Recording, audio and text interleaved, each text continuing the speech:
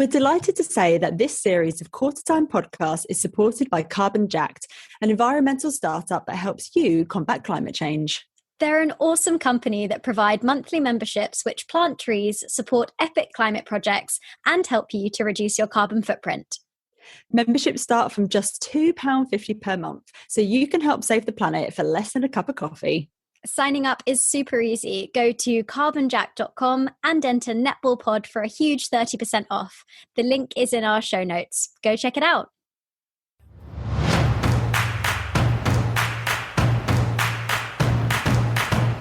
Hello and welcome to Qtr Time podcast in partnership with Carbon Jacked. I'm Lucy G.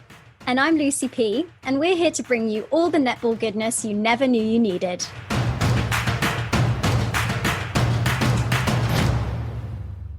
Hello, everybody, and welcome to part 2 of our Quad Series mini-series. Wow, talk about starting 2022 with a bang. Oh, my Lord.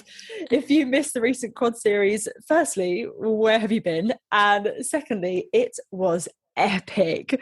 The Diamonds took home the trophy with the Roses just falling short in the final, and New Zealand narrowly beat South Africa to take 3rd place. There is a lot to cover in this episode, Luce. Don't forget, part 1 of our mini-series featured national coaches Direct Badenhorst and Dame Nolene Tarua. So if you haven't listened already, it's not too late to check it out. There's some really awesome insight from the coaches in there, so do take a listen. Back to today's episode, Lucy P, what have we got coming up?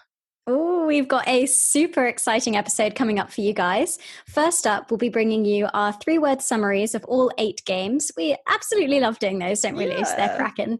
Next, we'll take a more detailed look at the final before revealing our players of the series. Then it gets really juicy. Firstly, we hear from Jess Thirlby about England's defeat to Australia in the finals, key learnings from this series, and Commonwealth Games selection priorities. Last but certainly not least, we chat to Diamonds head coach Stacey Marinkovich about what is important to the Diamonds and get her perspective on the media noise prior to this series and find out how the Diamonds are feeling after retaining their Quad Series title. Wow, gosh, not a lot then, no biggie. First up though, we just want to quickly give a couple of shout outs. First off to Fran Williams and Fumi Fidoju, who are recovering from injury and weren't able to feature for England in this series. We wish you all the best for a speedy recovery. And secondly, to Emma and the girls from Loughborough Six's Netball Club. It was great to meet you at the Copper Box. Hope you guys had an awesome rest of your season and hopefully see you at a netty game again soon. Oh, love it. Let's crack on with our 3-word summaries from the Quad Series 2022. Take it away, Luce.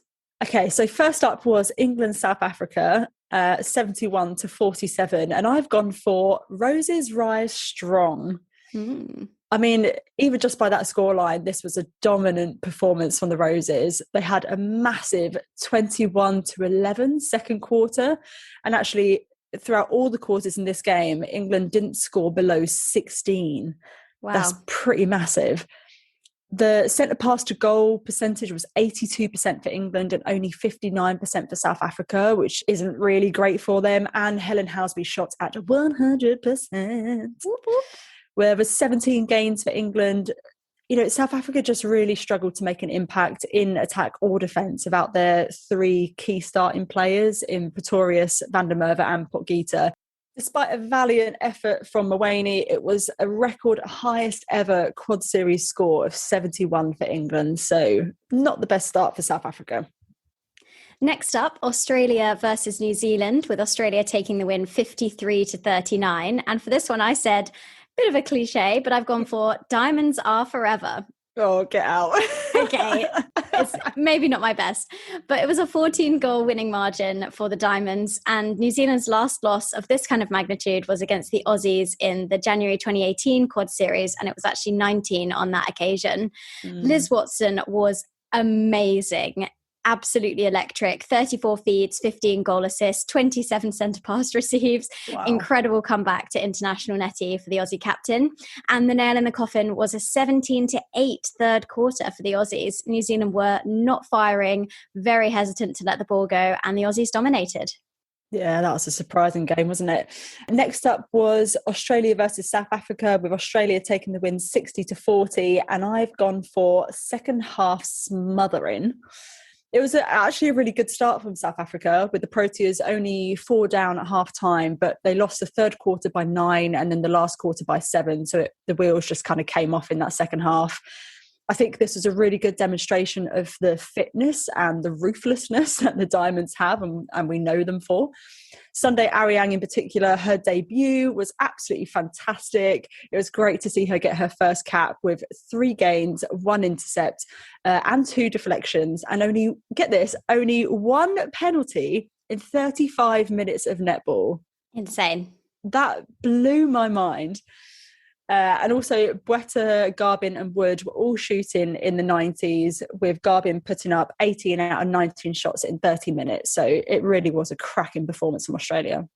Moving on to England versus New Zealand. England 49, New Zealand 46. This was a corker.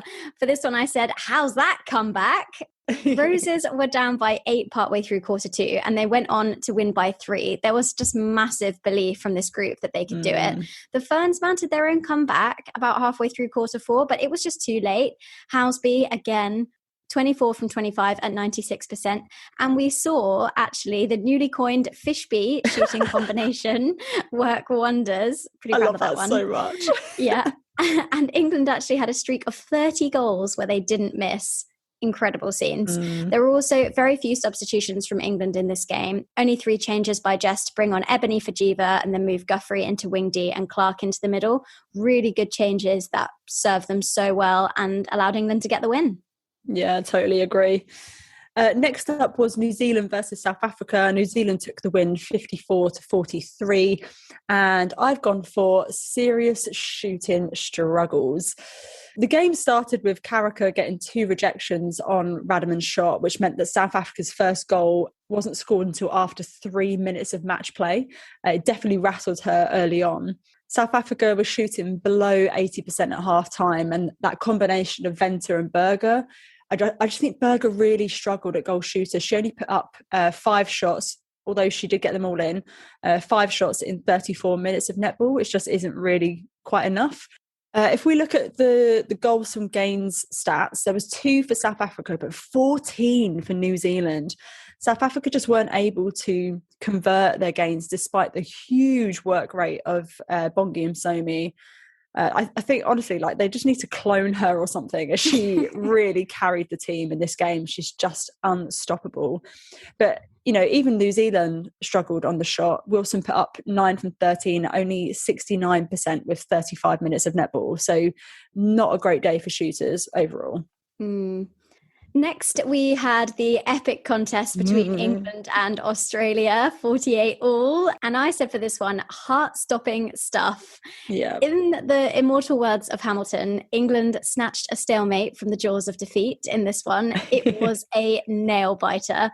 They narrowly lost the first 3 quarters by 3, 1 and 2 goals, and then had a storming comeback in quarter 4 with 2 instances of 4 unanswered goals in that quarter. It was the epitome of digging deep with I love it. The last second Hella Houseby buzzer beater. We love to see it. And notably for the Diamonds, Kate Maloney had 5 general play turnovers, which was very costly. And then she wasn't selected for the following game. So maybe that's something to do with that. We also saw numerous combinations from both coaches, and SDL had a really good run out at wing attack, which we love to see. We're big fans. Yeah, for sure. The whole netball family is hungry to see more of her at wing attack. So good to get that little snack. Okay, moving on to the penultimate game. This was the 3rd, 4th place playoff, with New Zealand narrowly beating South Africa 51-50. And I've gone for what a nail biter. Oh, this was probably the game that not many people expected to be such a thriller, given the scorelines that we'd seen previously throughout the series. And South Africa turned around an 11-goal deficit from the day before to only lose by 1. I mean, talk about digging deep. Like, that's so impressive. South Africa definitely found more rhythm in attack. And although Radaman only shot at 71%, she did put up 15 goals and definitely grew in confidence throughout the game. Each test in this series, I think you can't deny that South Africa massively improved. And although they were being forced quite wide by New Zealand, they really managed to keep up that forward pressure. But on the whole, I think New Zealand's, although they won, throughout the series, I think they just seemed a bit out of sorts and visibly showed how much they're missing the steadying presence of Watson and Ekenasio on court. 100% agree, for sure.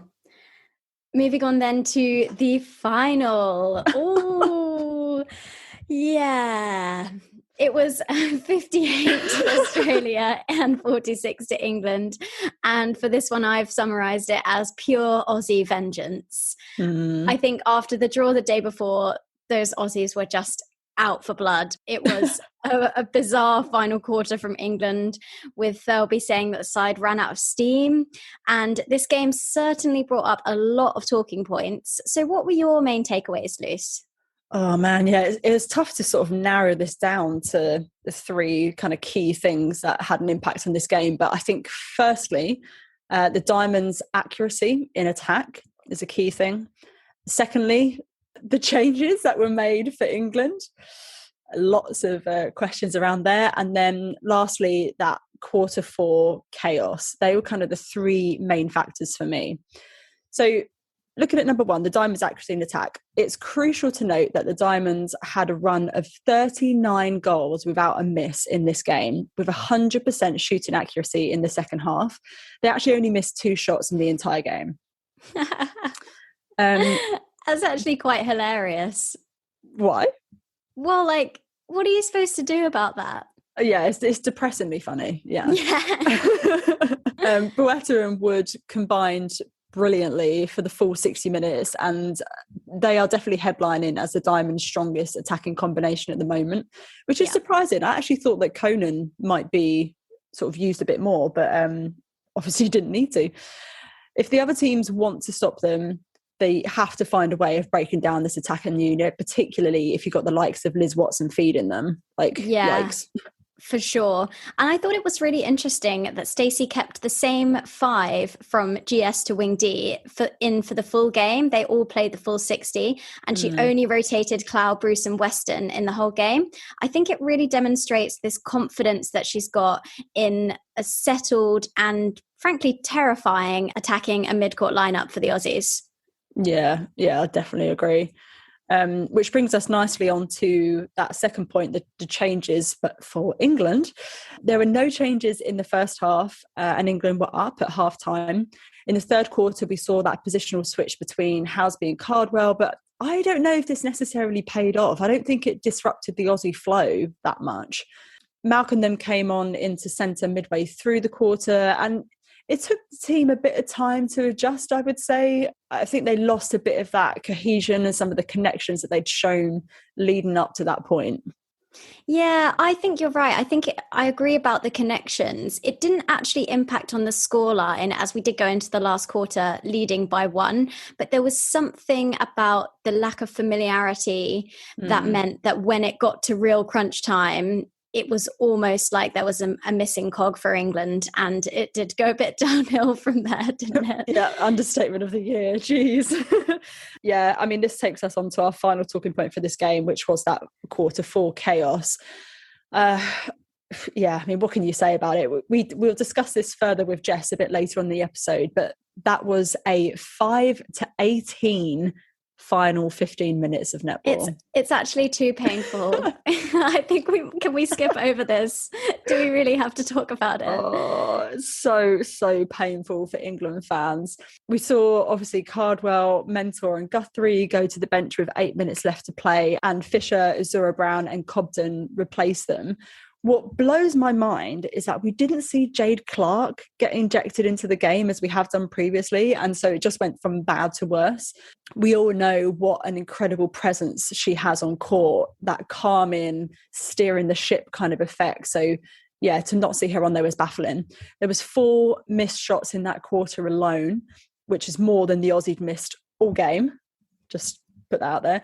There were 5 general play turnovers and 0 gains or interceptions in this crucial 15 minutes.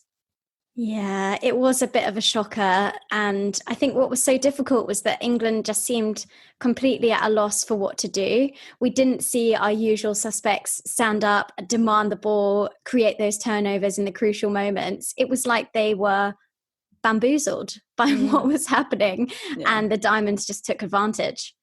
Yeah, it kind of reminded me actually of the Com Games final. You know, all the Aussies were raging that you had the likes of Laura Geitz, Maddie Brown and Susan Pettit on the bench. You know, they are your kind of key starting players, and to not have them on court in those crunch moments, it felt a little bit like that with, you know, Mentor and Guthrie on the bench. Yeah, it was tough. Still not over it. No. Crying quiet tears. Yes. So the less said about that, the better. Moving swiftly on to our player of the series. Who have you gone for, Luce? So firstly, I want to give a nod to Gretel Bueta, who was intimidatingly magnificent in this series, but she already has the accolade. So if you take her out of the equation, I think it's impossible to look past Ellie Cardwell. Her shooting stats are undeniably impressive, only missing 7 across the 3 matches she played, giving her an average of 90%. And considering she shoots from distance as well, that is pretty good. She proved she is definitely tough enough against the Aussies, playing 60 minutes in the first Aussie test and 51 in the second one. Also, things did go downhill when she came off court. It's true. She was so strong. I think she's got pure strength on the take, shooting from distance, and also got this flexibility to move into GA, which switches things up as well. I have to say, I was a naysayer. I will admit it. I was thinking, you know, she can only play GS, but I have to eat my words because she smashed it. And there's a lot of talk online that she is a dead cert for Birmingham now, and I have to agree. Yeah, I'm the same as you. I'll hold my hands up and admit that I was a little bit skeptical when she first went out to goal attack, but she has really honed her craft in that position, and she's proved that she's a viable option there now. I think if I was Jo Harton, I would start to get a little bit nervous. I would start nervous sweating a little bit about selections for Com Games. That's all I'm going to say. Oh, I don't know. I think she's definitely in, but it depends on the starting 7, doesn't it? Yeah. We shall see. So what about you, Luce? Oh, I mean, there are a lot of contenders for me. Look at Kayla Johnson, Phoenix Carricker from New Zealand. Ina Marie Venter had a really strong showing. She held her own and her shooting was just beautiful.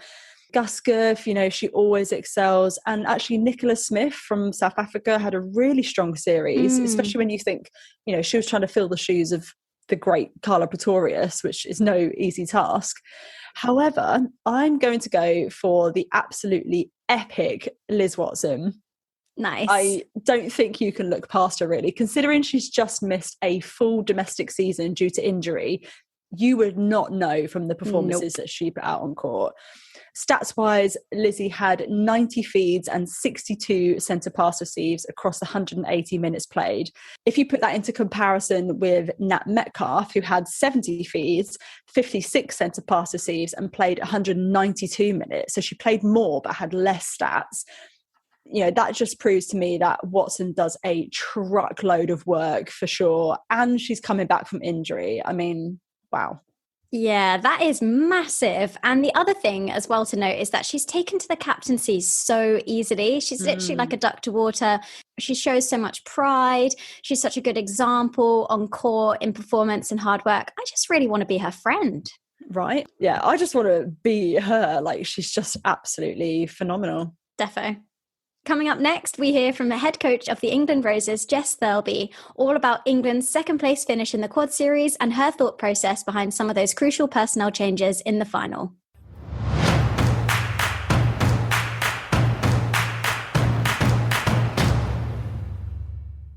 It is my absolute pleasure to be joined by Jess Thirlby, England head coach. Welcome back, Jess. Thank you for having me. So obviously we want to discuss the Quad Series in detail. I'm sure we could talk to you all afternoon, but I'll get cracking on our first question. So there were a lot of expectations on England going onto this series, Commonwealth Games champions, coming off the back of series wins against Jamaica, New Zealand, and arguably favourites coming into the Quad Series. And the Roses without a doubt lived up to those expectations for 15 out of 16 quarters played in the series, only dropping 6 quarters throughout, 5 of those against Australia. How do you manage these high expectations as a coach? Do you shut out the noise completely, or do you let the weight of that expectation drive you and become part of your coaching rhetoric? Yeah, well, a really great question, and I think one that we're well aware of, that there's an expectation of us to win and keep winning. And if I'm honest, I'm super proud of that. I think it's almost unheard of that a Roses team are expected to win, let alone put back-to-back series wins together. So to come into a quad series of which there hasn't been one since 2019, and for people to be talking of us as the favourites I'm really curious by that narrative, but I also am not fearful of it. I think the group, they will say themselves internally, and that's ultimately where we spend most of our time, is just in our bubble. We can't control the noise around us, but we really welcome that our fans and World Netball are kind of beginning to expect Roses to be there or thereabouts in finals netball and beating teams.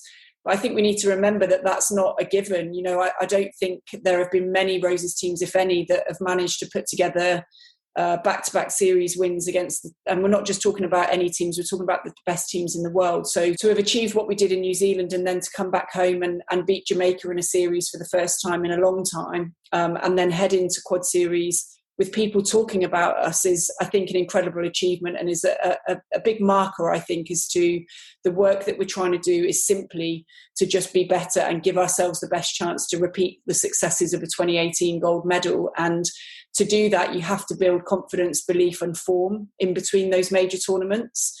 And this has most probably been one of the best 12 months leading to any major tournament that I've known of a Roses side, when you look about just objective success and those measures. So I think actually it's quite uplifting. I think you talk about the weight of it, but I think we need to embrace that. And I think this group are brilliant at managing that, actually. I think we've got such a great group of really experienced players that have been in England teams that have never won and are never expected to win. A number of them that have been in those bronze medal playoffs and fallen both sides of the sword. But what comes with that is a great resilience and almost a belief now that the team can go out and compete with anybody, but that they don't expect to. And I think that's a really healthy place to be, because it means that we're kept on our toes at all times, that we're constantly in search of a better performance than the last one.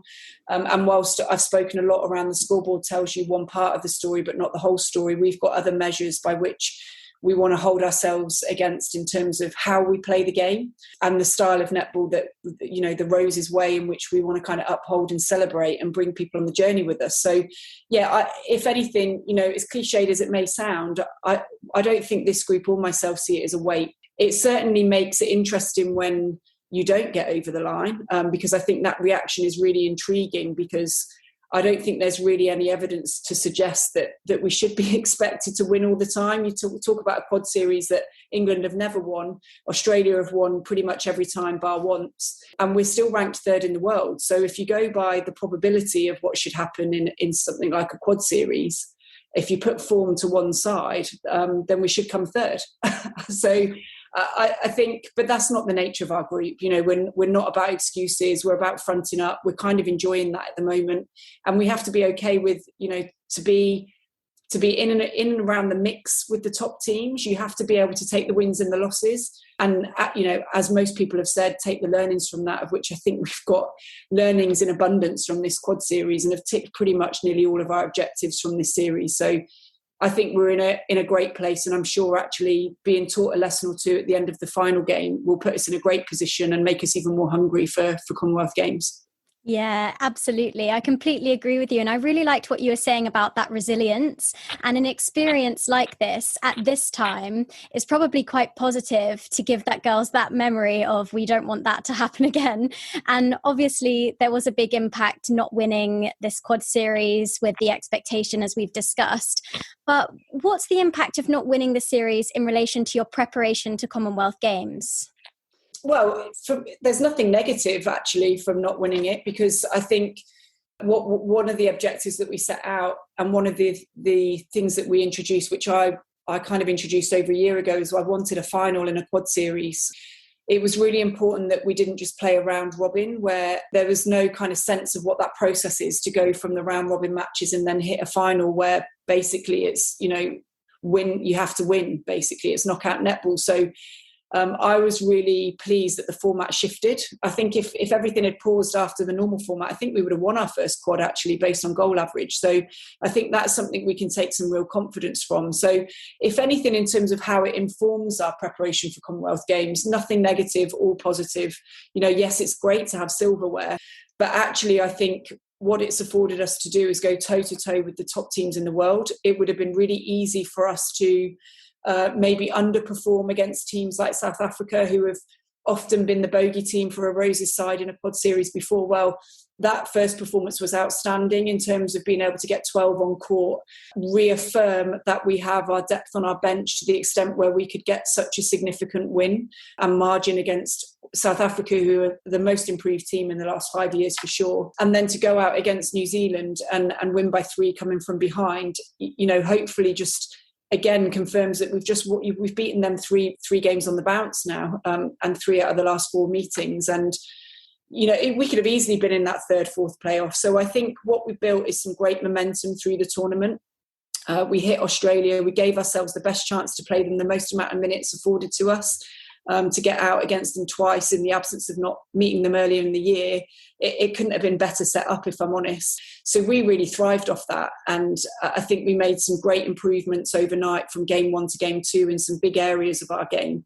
And aside from a 15 minutes where, for a number of factors, I think we kind of self-capitulated a little bit. But what that's afforded us to do, if I see the positive, is we've got 15 minutes of seeing Australia play at their best, doing what they want to do.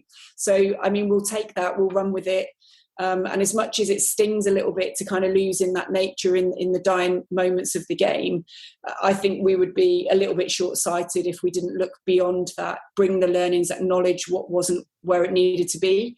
But we're not talking wholesale changes from here on in. We wanted to know what it takes to win against each of these nations, including Jamaica, before Christmas. And I think we've got that now. So we're certainly building a nice blueprint as to what works against each of those teams. Yeah, and we'll come on to that final game a little bit later on, but it was really interesting what you said there about the depth on the bench. And we know that you can't tell us your inner workings when it comes to the Commonwealth Games selection. However, the netball family are dying to know who it's going to be. Everyone has their own theory and opinion on who they think should go, who shouldn't go. And I think that's a brilliant position for England to be in. How fantastic that we've got that depth. And traditionally, we see teams take 4 shooters, 4 mid-quarters, 4 circle defenders. However, on several occasions, including the tests in this series against South Africa and New Zealand, we've seen you opt for 3 circle defenders and 5 mid-quarters plus 4 shooters.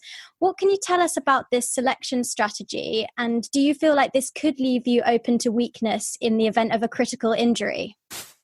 Yeah, I think, well, first and foremost, with regards to our approach in the first 2 opening games, is Stacey Francis-Bayman wasn't available for selection for the first 2 matches. So we absolutely had Zara Everett as part of our squad, which was a great opportunity for her coming in. And so I guess that formed part of that, if I'm honest. That certainly played out in terms of our considerations as to the makeup of the group. But we did have that option afforded to us with Zara. But I think given some of the connections and combinations that have been building across the midcourt and the shooting circle, I guess we opted to make sure that we gave ourselves a chance to see some of those play out against some nations. And there are still some players here that haven't played some of these teams before, or if they have, it's been on for a very few amount of minutes. So again, whilst this becomes increasingly performance focused and decisions are certainly made against that, it's not without those things in mind. I'm very open to considering whether you go with a standard 4-4-4 or whether you consider how you utilise players and what versatility you've got. Ultimately, it needs to come down to court coverage, positional coverage, which combinations are fronting up, and then thinking, how will this play out across an 8-9 day period where your toughest games come at the end of the tournament? I think we'll reflect on the quad series as to what more information has that shown us or confirmed in terms of what players can offer and how they fronted up against these teams. But I think you've got to just be very clear as to what positional cover do you need. And we've got a couple of girls who are quite specialist in their core areas, and you definitely need that in a group because they compete with the world's best then in that one position.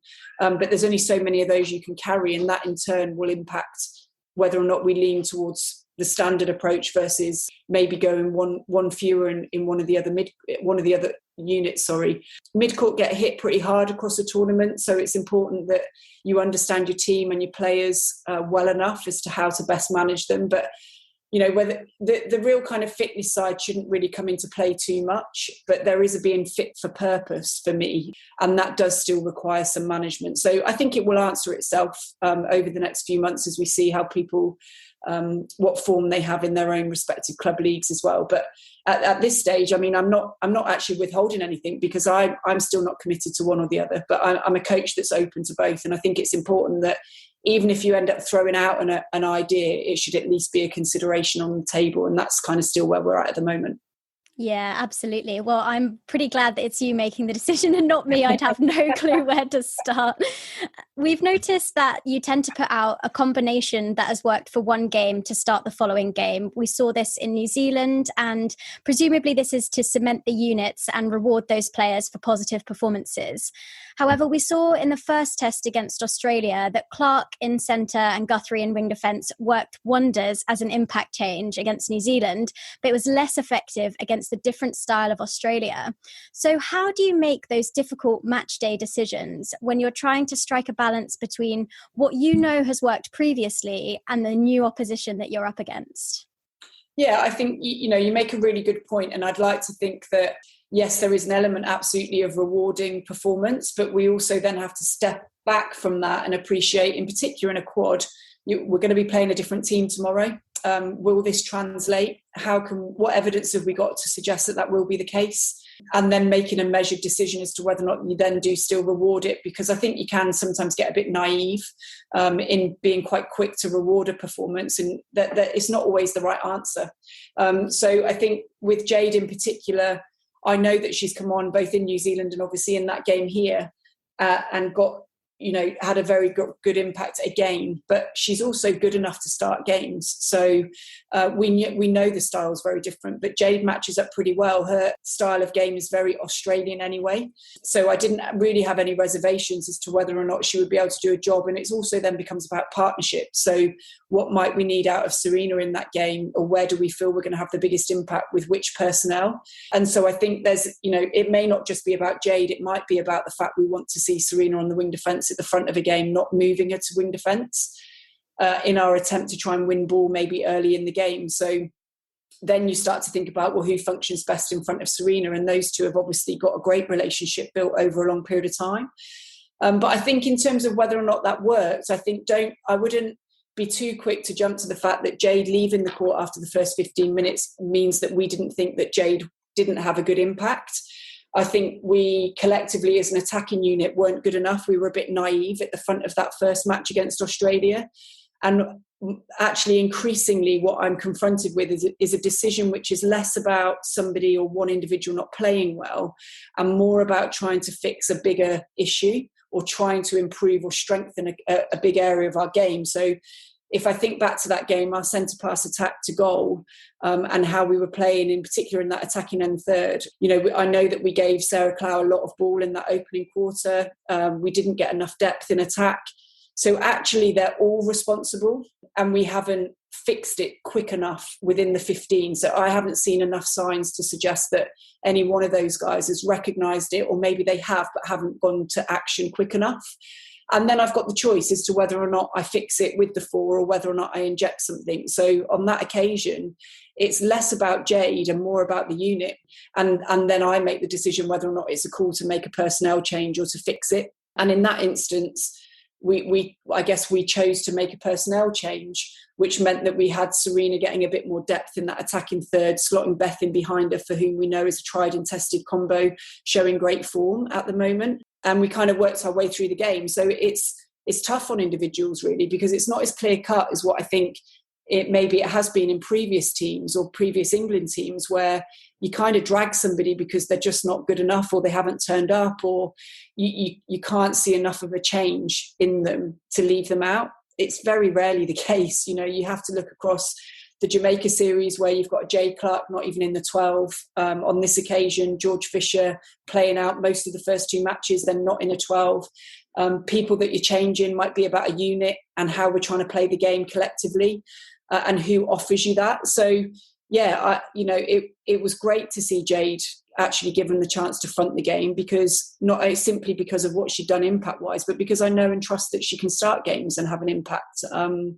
And I think the start of games are different anyway. I think it's a bit like a game of chess. You're trying to almost just nullify and make sure you stay in the game by the end of that first quarter. And I think Jade does that particularly well and gives us that really steady, experienced head. And on that occasion, we needed something different in the attacking end, for which I felt was going to come from Serena in that moment. So yeah, less about the individual, more about fixing up some bigger picture stuff. And sometimes it works, sometimes it doesn't, and that's the nature of sport, right? So yeah, good question though. And certainly it is great when you can reward people for their previous performances, but against the backdrop of who are the next opposition team, and will that work again, or do I need to, revert back to something I've already seen? Yeah, it's absolutely fascinating listening to you, the level of detail. And what I'm really struck by is just these fine margins that you have to be assessing at all times during every single opposition that you come up against, and working out who's matching up on who and the combinations. It's really, really fascinating. So moving on to that final game then, final game of the quad series against Australia, there's obviously been a lot of talk online about the final quarter, where England just kind of seemed to unravel, losing that quarter 5-18. And we felt that you made some big and bold substitutions when we were 5 goals down, which objectively didn't pay off, as we then lost the game by 12. So please, can you talk us through those changes, why they were made, what you were hoping for, and what you thought they might bring to the game with 8 minutes left to go? Yeah, of course. I think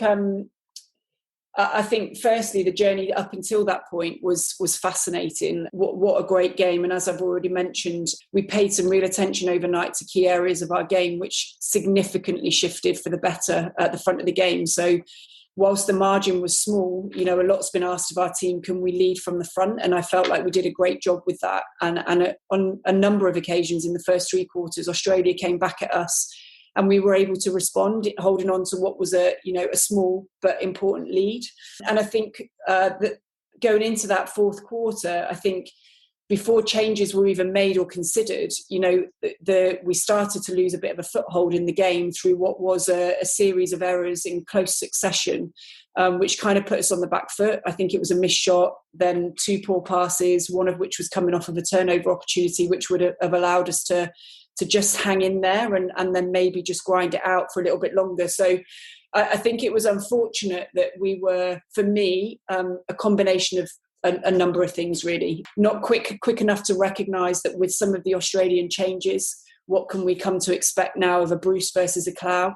Clow always comes hunting on the stuff outside the circle. And I think when we've exposed her best was on the kind of one-on-one close range ball inside the circle. So I think we were a bit too slow to notice that, at that stage of a game, under those conditions, we'd given them a bit of a foothold and they were starting to find their flow. And when you introduce somebody like a Clow or a Bruce, we should have expected what was going to happen. And I think we were too slow on that, which cost us a couple of goals.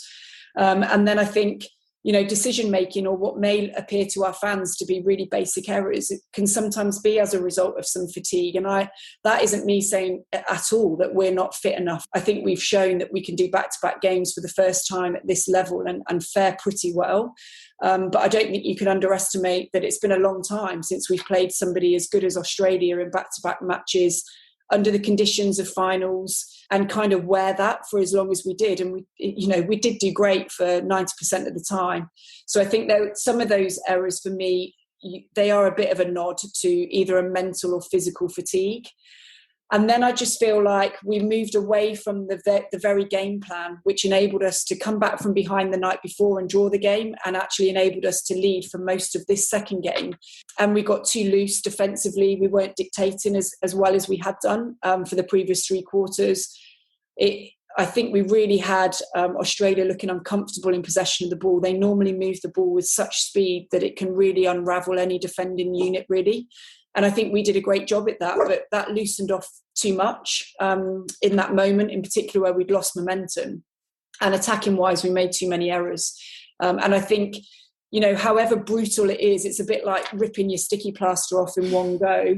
It is a harsh but really helpful reminder at this point in our journey as to how punished we will be if we can't stick to task for long enough periods. And I'm almost quite reluctant to be too critical of the group, because I think we've proved enough to ourselves and hopefully to our fans that actually for an extended period of time we did a great job against Australia, and we did go toe for toe, and nobody wants it to slip away to the extent that it did, but it did, and we can choose to use that one or two ways. We can overemphasize it, take our eye off the ball in all the other nations and focus solely on 15 minutes against Australia and get caught out in 5 months' time, or we can look at it and go, okay, well, that's a great reminder. What we did worked. We didn't do it for long enough, and we didn't find a foothold back in that game. And changes or not, you make a decision. I've got no qualms with leaving a 7 out there, but I guess I read what I thought to be a group that weren't quite finding their way back in the game and chose to make some changes. Serena's was a forced change. She was cramping up, so that wasn't necessarily a change that I'd intended to make. But I felt in both the ends, did we just need that extra impetus off the bench? And sometimes it works and sometimes it doesn't. And I think actually it's as much the responsibility of those players left out there and in situ of the game as it is the players coming off the bench. And as I say, it was a number of things unravelled there, which I think can be explained then as to how significant a margin it was in favour of Australia. And what it's shown us is Australia at their best. We never underestimate anybody anyway. I think it's great that I've got a group that genuinely crossed that line against any of the top 5 teams now and literally believe that they can compete to win.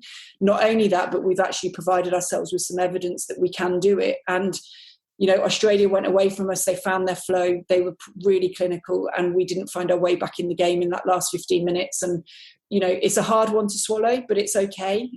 And it's important that we don't catastrophize it, really. I think I've spoken to a number of the players in the group as a collective, and, the ones that have been in the team for a long time have very clearly said that in the past we would catastrophize this. We would wallow in it for a lot longer, and actually they've done anything but that. They got back in the room the next day, they debriefed, they acknowledged the things that just fell away from them a little bit, and most of it is moving too far away from the game plan and just needing to sustain it for a bit longer. And they're not really allowing themselves to drop too far off, because they too have recognised that they're in a great place. They're really proud of what they've been able to put out on court. And that is where we ended our quad campaign. And, I think we will, nearly every player I've had a one-to-one with is saying, I think we will be better off for it, Jess. And, we're not going to catastrophize it. Did we find out what we needed in terms of what it's going to take to beat Australia and New Zealand and South Africa and Jamaica? And the answer is yes. So I think at this stage, that's all we can ask for. So I am overall very, very proud of what this group are achieving currently. Yeah, really, really interesting insight there. Thank you for that, Jess. So George Fisher, of course, came into the game and she was one of the changes that you made. I think it's fair to say that it wasn't her strongest performance. We've seen her play a lot better than that, but I think that's fair to say. When you put that game into the context of Commonwealth Games selections, how much of the selection choice comes down to these specific individual tests and how much is around their performance as a whole in their domestic league? First and foremost for George, I thought she had a great quad series overall. She happens to be one of the changes that came into that last game. But as I said, we were 5 down already, and those out on court were struggling to find a way to maintain what they'd been able to do. So I think, George will be the first to say that in particular on her shot, she was frustrated not to sink some of those. And yes, the conditions are, they're harsh conditions to come into a game, but in the main, you guys have seen that most changes that have come off the bench have always impacted positively or lifted those around them. And I think we just lacked the combination of the two. So I certainly don't look to George as being a reason why we didn't win the game. I think at best we were hoping for those changes to stop the rot a little bit and for others out on court to almost just pause and go, right, I need to get back on track with the game plan. And neither of those things really played out on this occasion. So any one game or any one quarter does not define the abilities of any of these players to push themselves into a Commonwealth Games group. I've got so much evidence to draw upon now over not just this last year or this last 6 months, but like the last 18 months, really. I do feel like the group and every individual in it have been afforded a lot of opportunities, more so than most other Roses teams leading into a big tournament. And as soon as you give people opportunity, they want more and they want more. And that's a really healthy place to be. And I think we've now got a group. You only have to look at somebody like SDL entering for her first match ever against Australia under the conditions of our first match on Tuesday night. And she was fearless. You know, she didn't really let any of them get to her head. And I think that's as a result of being able to give people some opportunity to know what international netball is about, and almost to demystify that we're not worthy of a place in these matches. So I think these tests alone have just given us another layer of information. They've confirmed things most probably more than kind of tell us anything brand new. I think as a collective team, it's given us a lot of information about how to best use the months we have ahead of us where we're not together, but to still get better. I think individually it's helped confirm things around positional, how people enter, start games, combinations that we felt were showing up in the Jamaica series or the New Zealand series that have confirmed again that they're tracking well. So I don't think we're talking significant pieces of information individually, and by no means will somebody get judged on a game or a quarter. It becomes part of the bigger picture, and we will, go through each of those players pretty methodically as to who we feel they've played well against and why, what partnerships are they forging, which positions do we think they can genuinely offer at this level. And then it's our job to almost anticipate the impossible, really, which is how might this look and feel in the Commonwealth Games across that whole campaign. So, yeah, I think the Super League season, the SSN season and the ANZ season still form an absolutely critical part in affording these players to get back out and do back-to-back week-on-week matches and almost demand from themselves the levels required that will make them world class, and not just try and be the best in Super League or SSN or ANZ, but actually be world class within those leagues. And I think that's a challenge. But our attention now turns to how can we help better these players as individuals, and where there are some connections. Some of them are fortunate enough to still be working with each other in club. Where there are those connections, what are the learnings? But it's great, watching Joe or Helen come up against what will be Jamaica's defensive unit when they play Adelaide Thunderbirds. We're doing a lot of work with all of the girls now around absolutely getting everything out of all of those opportunities and taking the learnings, and more importantly, sharing it with the group. So it's a different type of role now. But in terms of selection, the quad series has formed one part of the big jigsaw puzzle. It's not the be all and end all. And as I say, a really valuable amount of lessons learned in that collectively. Brilliant. That is absolutely fantastic. Thank you so much, Jess, for your time, and have a lovely rest of your day. Thank you so much. After the break, we chat to none other than Australian Diamonds head coach Stacey Marinkovich.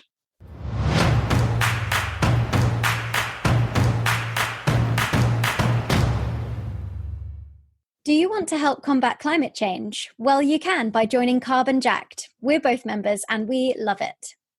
Memberships start from £2.50 and your money goes towards amazing projects, from planting trees in the Peak District to providing refugees with sustainable solar cookers. You can get a huge 30% off by entering Netball Pod when you sign up at carbonjacked.com. Carbon Jacked also do loads of great work with businesses, so get in touch if your company wants to become more sustainable. All the info you need is in the show notes, so make sure you take a look.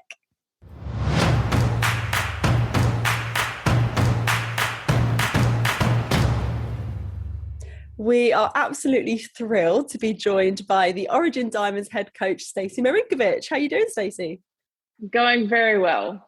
Good. Rested after a long journey home? Well, not actually home yet for you, are you?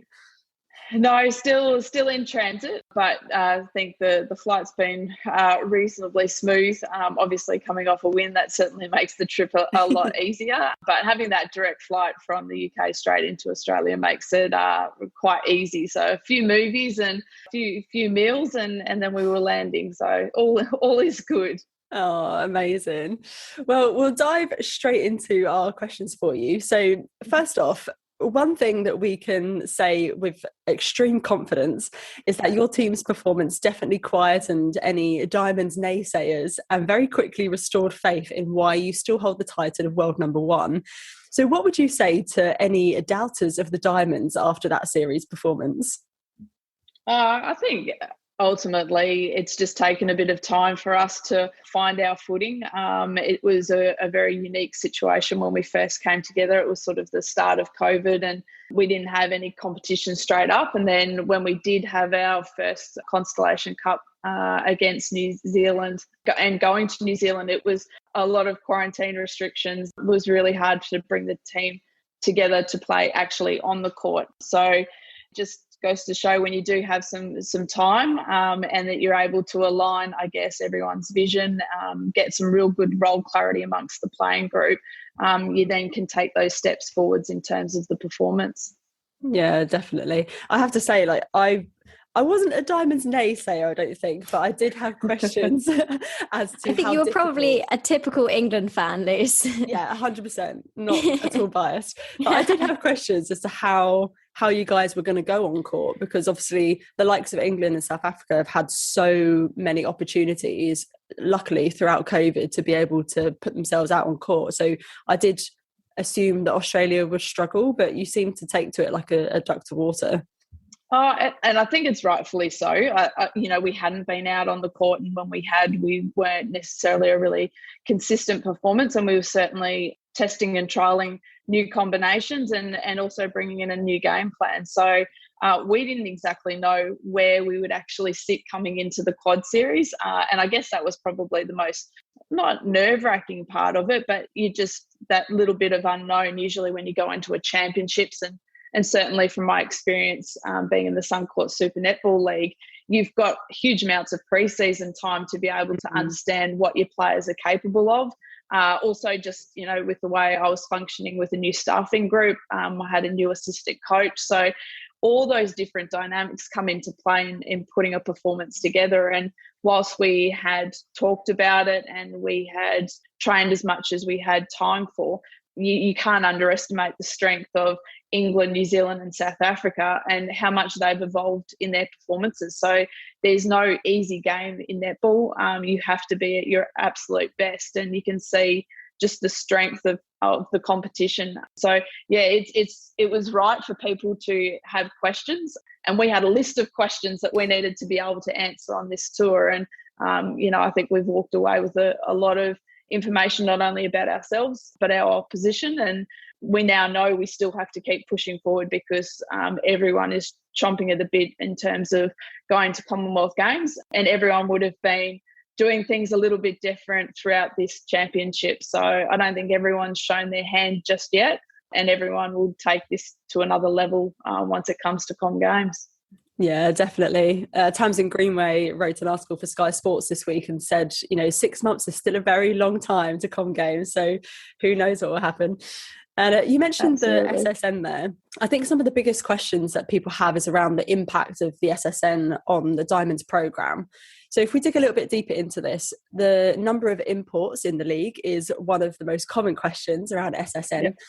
And there was a quote from Caitlin Bassett on this topic in an interview she did with The Australian, and she says, and I quote, "I think we have amazing Australian talent. We always have. We just aren't allowing it to be showcased. There are training partners and fringe squad members being denied really crucial opportunities for their development in favour of international athletes." So what's your view on the unlimited number of imports in SSN? And do you think it's negatively impacted the Diamonds' performance over recent years? I think for us, we ultimately want to have the world's best domestic competition. And to be able to have world's best, you've got to bring the best players in.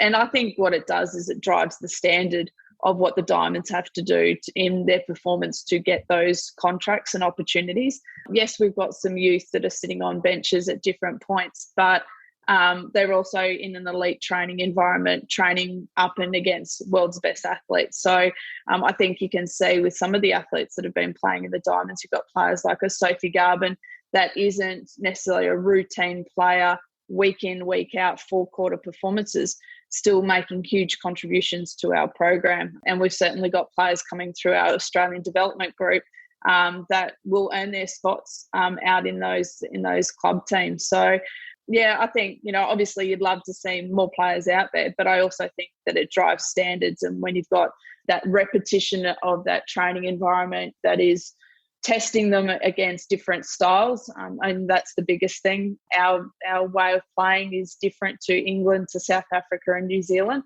So to bring those dynamics in, you're learning, you're evolving the game and how it can be played. So yeah, there's always pros and cons to things, and I think it's what you make the most of the competition and how you drive that to benefit a program.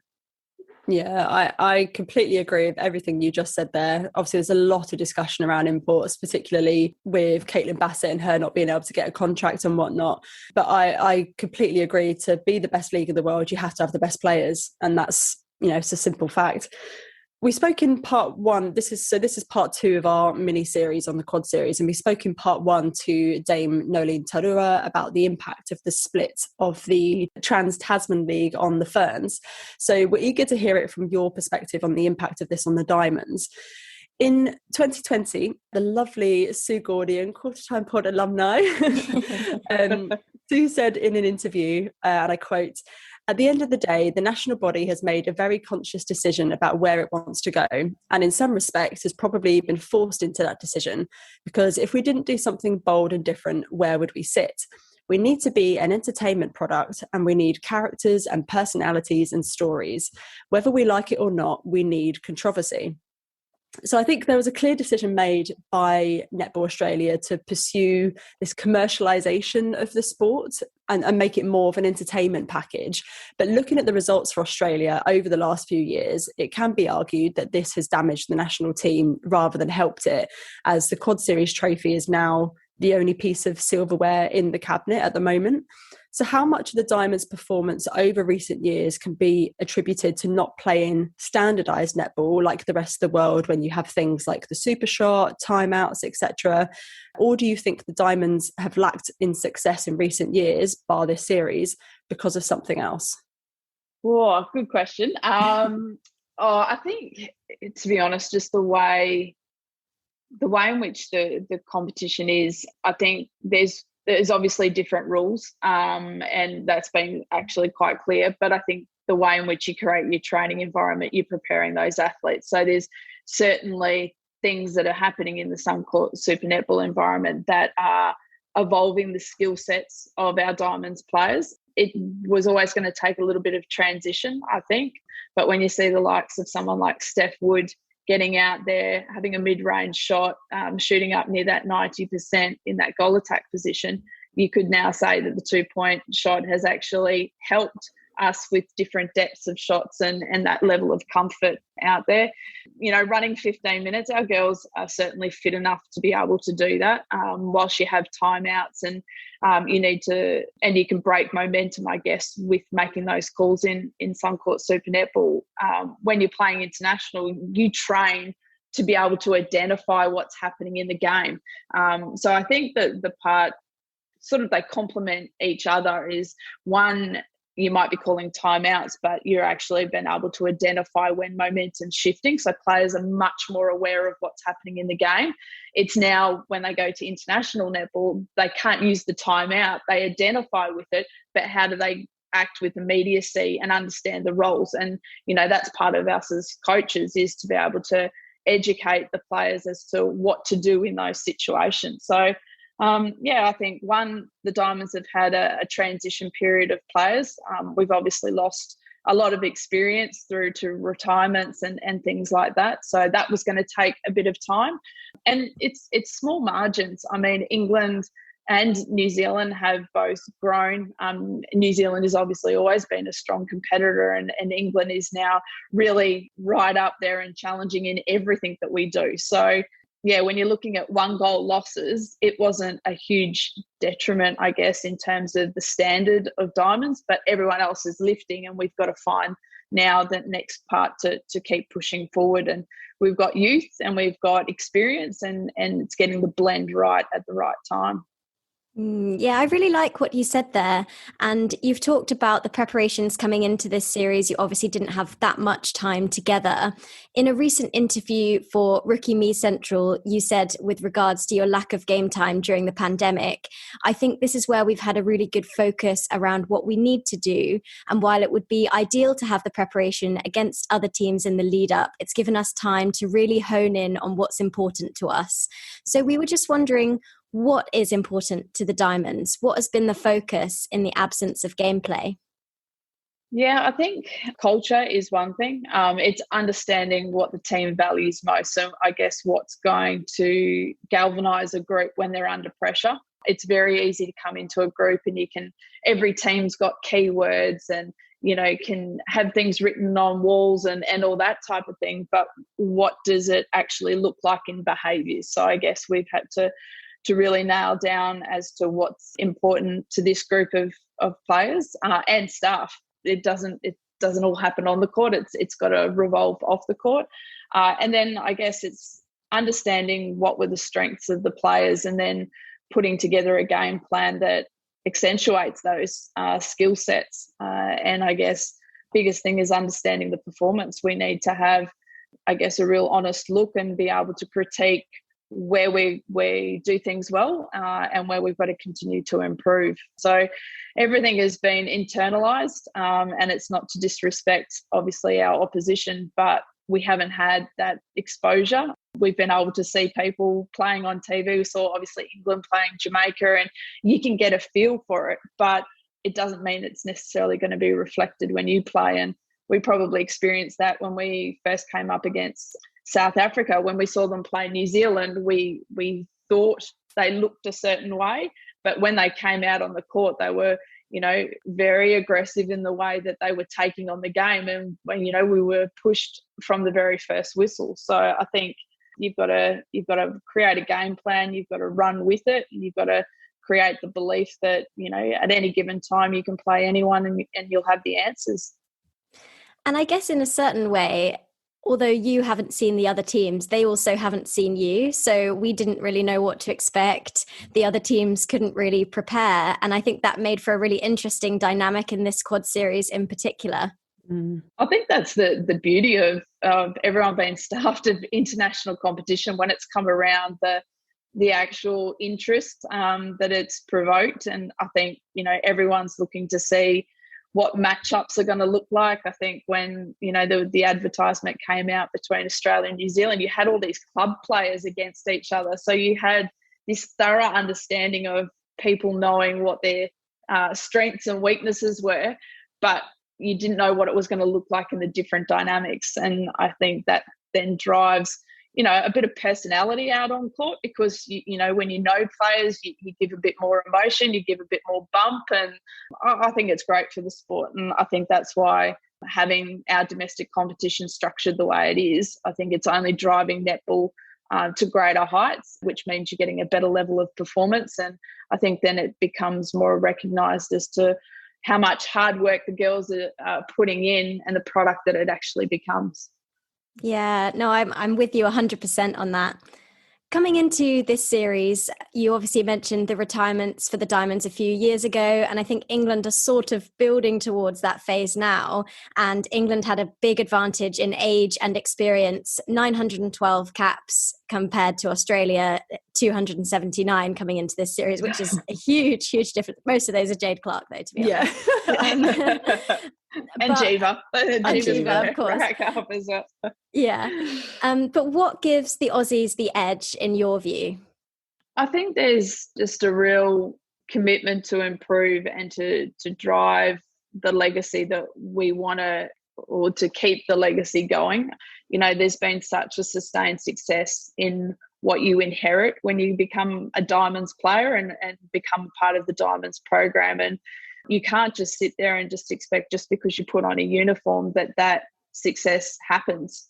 You've got to find a way to contribute to it. And I guess that's something that this group, there's the Sisters in Arms mantra, I guess, which is obviously very symbolic of when the girls stand along that transverse line.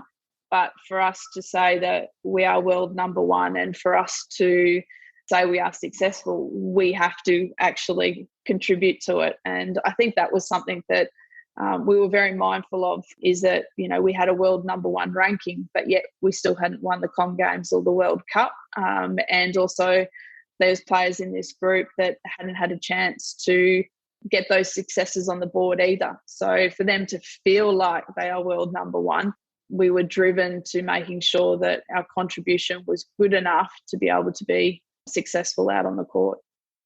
Yeah, I think that's really interesting. I hadn't really thought about it that way. For those girls who are in camp at the moment who haven't experienced that becoming of world number 1, for them to feel like they are world number 1 out on court, I don't know, that hadn't sort of clocked in my mind yet. I think that's really interesting, and how you embed that into the environment. Speaking of diamonds who have had success, there was another recent article that you might have seen that came out from Nat Medhurst just prior to the quad series, where she said that the diamonds were no longer a team to be feared, and that they had, quote unquote, players had lost their ability to fight. She also said, in relation to you specifically, Stacey is known for her meticulous planning and attention to detail, as well as her love for statistics. While data is useful to a point, it cannot fix the mental and physical vulnerability shown in recent years when the team has been under pressure. So, I mean, Nat didn't hold back on this article. I was quite surprised when I read it. It was not savage, but she certainly went to town. Would you agree with this, that your players show mental and physical vulnerability? I think it's very hard to categorise this group when we've only had 1 championship, and with the Constellation Cup, the actual mental strength and resilience that this group has actually shown is far beyond what I thought we were capable of, to be honest. To go into environments where you're in hotel quarantine, coming off hubs where you've been, months away from loved ones and things like that. Like the seasons themselves have been extremely challenging. So Con Cup was different, and I think now you've actually seen a team that could lead and win games where we had big runs of goals when we played New Zealand, and then you've seen where we had to go goal for goal and really wear South Africa down to be able to get an end result. And, you could see the resilience of the girls to be down for 3/4 of the game and then come out in the last quarter. So I think the mental strength of this group is evolving. It's certainly not there yet, but you can't understand where you are until you're put into pressured situations. And I think for the way the girls embraced, restricting their Christmas training over that break, going away, living in a hotel, have now got, some players have got 2 weeks of quarantine to go. There's, I think it takes a tremendous amount of commitment. They're very focused, and I think that the Diamonds are showing that they know what it's going to take, and we've still got areas to improve like any team. But yeah, I wouldn't say that we weren't ready for the fight. Yeah, I would argue that, don't we all have mental and physical vulnerability to an extent, just in nature of being a human being? I'd argue that we all show that to one degree or lesser. So yeah, that's really interesting. Conscious of time, so we've just got a couple more questions. Yeah. I'm really curious to know, how would you describe your coaching style? Definitely a people's person. I think it's the person first before the athlete. I think the ability to build the relationships and align people is something that's really important. I think to have something that's sustainable. I do like data, I do like numbers, but I guess it's being able to process that, to recognise what is valuable and how does that drive belief within the group. So certainly look at that area, and I like a tough training environment. I think the way in which we go about it, we want training to be tougher than our games. So driving standards and having intent with what we do is something that certainly is reflected in how I create a training session. So yeah, it's around the culture, the relationships, standards out in the training environment, and making sure that your program's measured, that you're not surprised by anything, that you actually understand what your program's doing. Yeah, I really like that, especially the point around data, because I think it can really help coaches to be more objective about what their players are doing out on court and not let any kind of previous, I guess not really bias, but kind of feelings infiltrate the decisions that you're making, and just be really factual about it and interpret it. And I mean, obviously it's worked for you so far, and a fantastic successful quad series. So looking ahead to this upcoming SSN season, you're obviously not with the West Coast Fever anymore, taking on the full-time role with the Diamonds. And how will you look to keep in touch with the Diamonds throughout that season? What's that contact going to look like in the lead up to Com Games? Yeah, so just about to go through a real good transition period, I guess, handing the players back over to their club environment. So making sure that the information that we've been able to gather and the experience that we had is shared with the club environment, so that the players have, there's absolute transparency around what we've seen. And then throughout the season, it's really to give the players space to focus on their club environment. They certainly understand the skill set that we want them to keep working on and keep evolving throughout their season, so that when they come back into the Diamonds environment, it transitions seamlessly into our game plan. Throughout, we will have touch points, I guess, just making sure that we reconnect. I think that's the biggest part when you've got a decentralised program. It's how do you keep those connections within the group. Certainly when they walk across that line in SSN, they are absolute rivals, and they won't hold anything back. But certainly there's room around that to be able to make sure that we have, our touch points in terms of game plan, or just that reconnection around our culture and things like that just makes it easier when we transition back together, and that we can sort of hit the ground running as to having to revisit a lot of different things. Yeah, absolutely. Oh, well, Stacey, that's all we've got for you in terms of questions at the moment. Thank you so much for coming on. It's been so interesting talking to you, and congratulations again on a truly deserved win. It was a phenomenal performance. So very well done. No, thanks very much for having me. Awesome. Cheers, Stacey. Thank you so much for listening to this episode of Qtr Time. We can't wait to bring you more netball chat ahead of the Vitality Netball Super League season kicking off in a couple of weeks. Where's that time gone? I know, I can't believe it. Make sure you subscribe to the podcast and follow us on social media at Qtr Time Pod for the latest netball updates. Get involved in the conversation online by letting us know what you thought of the matches in this series and which players have stood out for you. We'd also really appreciate it if you could take a moment to rate and review, as it helps other people to find the podcast. If you enjoy listening to us, please let us know, and do spread the word with your netball pals so even more people can get involved in the conversation. Take care, everyone, and see you soon. Bye. Bye.